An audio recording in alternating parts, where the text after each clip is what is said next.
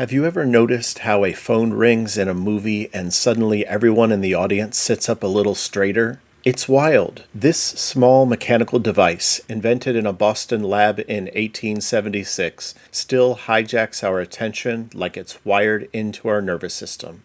And in a way, it is. This year marks the 150th anniversary of the first successful telephone call when Alexander Graham Bell famously said, "Mr. Watson, come here." Those words didn't just launch modern communication, they quietly laid the groundwork for one of cinema's most reliable dramatic engines. Phones didn't just appear in movies, they changed how movies cut, how they build suspense, and how characters reveal themselves. Picture it. Bell hunched over a crude transmitter, acid spilled on his clothes, calling out to Watson in the next room. It's not glamorous, but it might be the first remote dialogue scene in history. Two people separated by space, connected by invisible technology. A conversation split across architecture. That's what filmmakers fell in love with. The moment you can speak to someone who isn't physically present,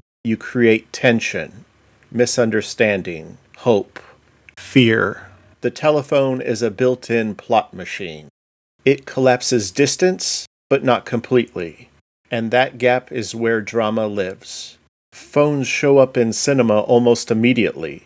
One of the earliest significant examples is The Lonely Villa, directed by D.W. Griffith. Griffith's legacy is complicated, but this short film matters for one reason. It helped refine crosscutting as a suspense tool, and the telephone is what makes it work. A mother and her daughters are trapped at home while burglars break in. The father receives a frantic phone call. Griffith cuts between locations as the tension escalates. Without the telephone, crosscutting is just geography. With it, crosscutting becomes urgency.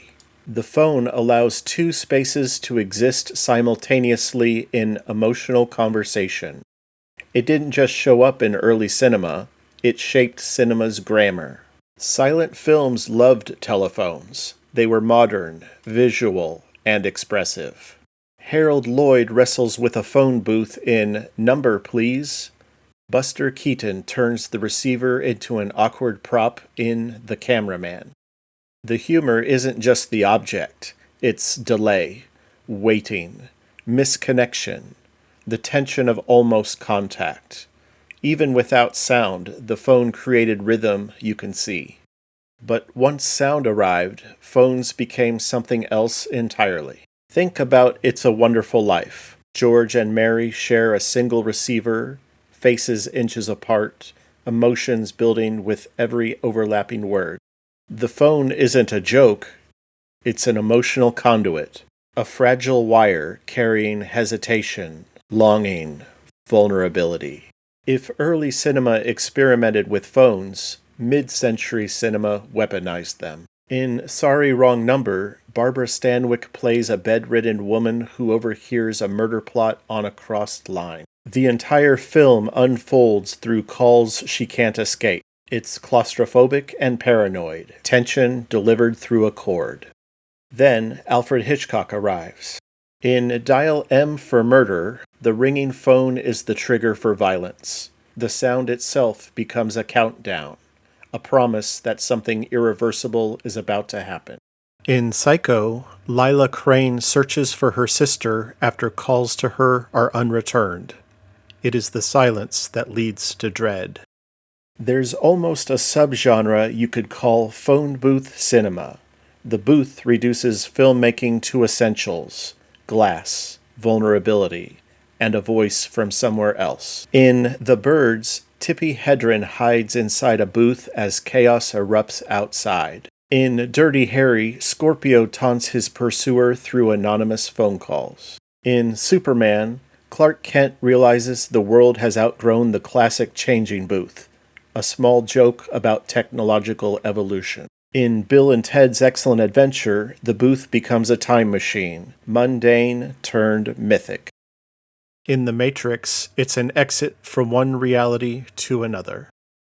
And in the film Phone Booth, the concept is distilled to its purest form. One man, one booth, one sniper's voice on the line. The promise of connection becomes isolation. The booth works because phones offer access, but never safety. But the phone booth was only the beginning, because horror quickly understood what the telephone really is: intrusion. Black Christmas gave us obscene calls from inside the house. When a Stranger Calls turned that idea into cultural trauma. Scream made the ring itself playful and deadly. A phone in horror collapses the boundary between inside and outside. Someone's voice enters your home uninvited. They know your name. They know where you are. Even modern horror keeps the DNA intact. The film The Ring weaponizes the call as a curse. It Follows uses retro phones to create timeless unease. Host updates the formula to Zoom, but the principle is the same. A voice from somewhere unseen. Phones let horror whisper directly into the audience's ear. Not every call in cinema is terrifying, however. In Ordinary People, Conrad is devastated upon learning about news of his friend. In the film Her, an entire love story exists as a voice in the dark. Intimacy without a body, vulnerability without a room. In Manchester by the Sea, calls arrive flat and procedural, and a life shifts without anyone raising their voice. Phones allow revelation without being watched, and sometimes finality. In The Departed, a call seals fate. In Skyfall, a phone trace becomes a breadcrumb trail. In E.T., a child tries to bridge an impossible distance. In Taken, a father listens helplessly as terror unfolds at the other end. Then smartphones arrived, and filmmakers had to adapt, because now everyone carries a camera, a map, a flashlight, and a connection to the entire world. The original telephone created tension by connecting two people. The smartphone creates tension by connecting everyone. Films like Searching and Unfriended turn screens into cinematic space. Eighth Grade captures the anxiety of digital self-preservation. Bodies, Bodies, Bodies turns group chats into weapons. Yes, smartphones solve problems too easily, which is why horror keeps killing the Wi-Fi. But the strongest films lean in. Get Out uses a dying battery as metaphor, while Nope contrasts digital capture with analog proof. Phones aren't just tools anymore, they're themes. Across genres, phones represent different human states. Connection. In Serendipity, phone numbers are exchanged as a fragile promise. Disconnection. Taxi Driver. The camera drifting away during Travis's humiliating call. Control.